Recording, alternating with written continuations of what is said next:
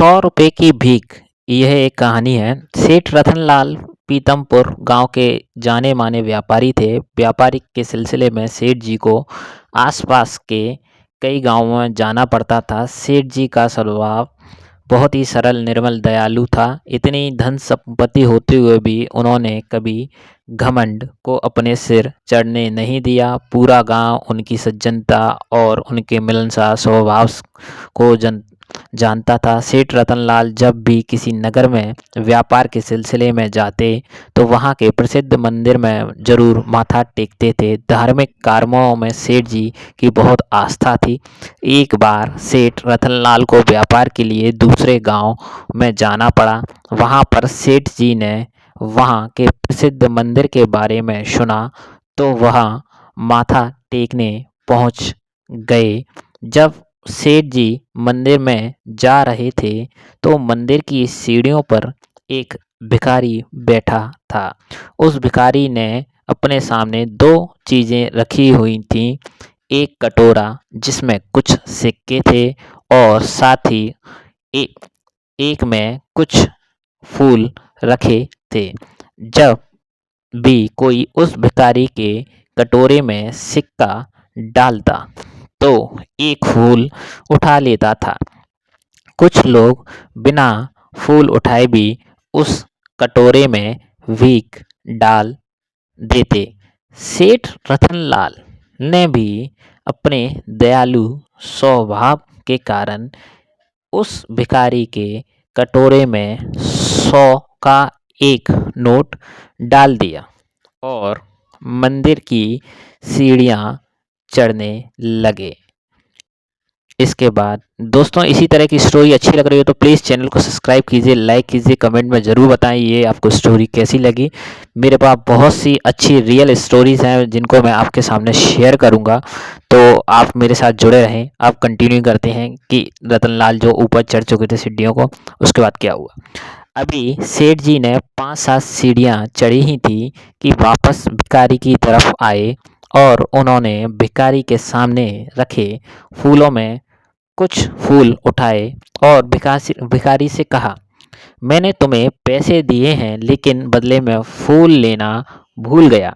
अब मैं यह फूल ले रहा हूँ। आखिर मैं भी एक व्यापारी हूँ और तुम भी एक व्यापारी हो। हिसाब बराबर रहना चाहिए। इतना कहकर सेठ जी जल्दबाजी में मंदिर चले गए।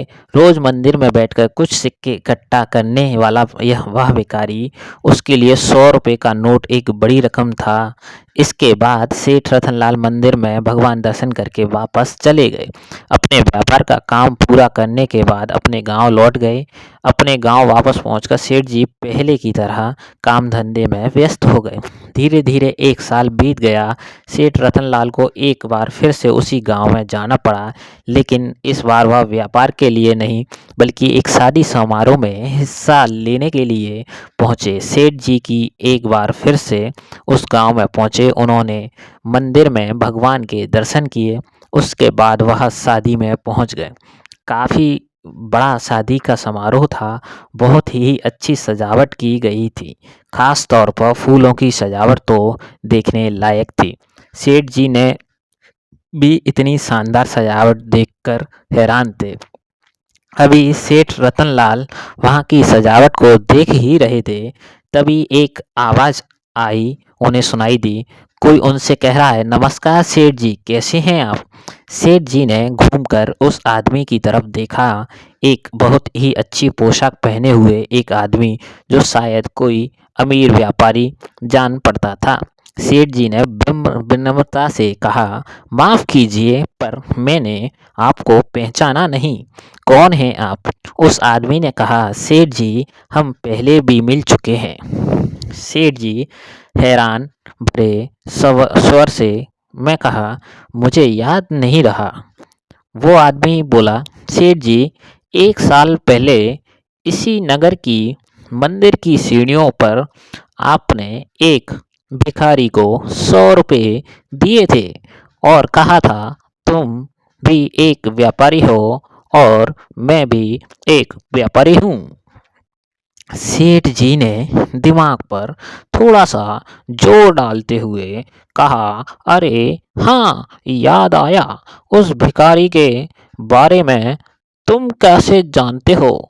वह आदमी बोला, सेठ जी, मैं ही वही भिखारी हूँ। यह सुनकर सेठ हैरान भी थे और खुश भी, और वह बोले, अच्छा, लेकिन आज तुम बिल्कुल बदले हो, वह कैसे? फिर उस आदमी ने जवाब दिया, सेठ जी, जब अपने मेरे सामने से फूल उठाए, मुझसे कहा कि मैं एक व्यापारी हूँ और तुम भी एक व्यापारी हो, तो ना जाने क्यों यह बात मेरे दिल में घर कर गई। आज तक सभी के ने मुझसे भिखारी ही कहा, भिखारी ही माना, लेकिन जब आपने मुझे एक व्यापारी कहा, तो आपने मुझे इतना सम्मान दिया और मैं सोया हुआ आत्मसम्मान एक बार फिर से जाग गया। मैं उस पूरी रात से सो नहीं पाया। आपके कहे शब्दों में गुजरते रहे अगले दिन फूलों का व्यापार शुरू किया। शुरू में मंदिर के बाहर फूल बेचता और धीरे धीरे मेरे फूलों का व्यापार इतना अच्छा फूला पड़ा, शादी ब्याह फूलों में सजावट करता रहा। और इस समारोह में फूलों की सजावट आप देख रहे हो वो मैंने करवाई है। उस आदमी के आगे कहा कि आप कहे हुए शब्दों में मेरी पूरी ज़िंदगी ही बदल दी। मैंने एक भिखारी से एक व्यापारी बन गया। यह सब आपकी मेहरबानी है। सेठ जी ने उस वक्त व्यक्ति से कहा, यह मेरी नहीं, तुम्हारी मेहनत का नतीजा है। मैंने तो तुम्हें एक रास्ता दिखाया, उस रास्ते पर तुमने अपने मेहनत के आगे बढ़े और अपनी काबिलियत को भी साबित किया।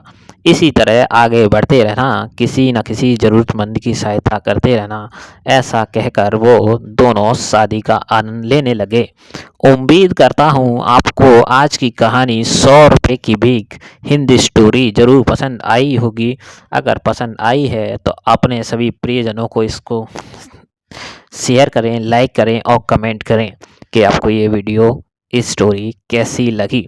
थैंक यू सो मच दोस्तों, अपना बहुत सारा प्यार देने के लिए। इस तरह से ही प्यार देते रहें और हमारे चैनल को आगे बढ़ाते रहें। जय हिंद, जय Bharat. Thank you so much.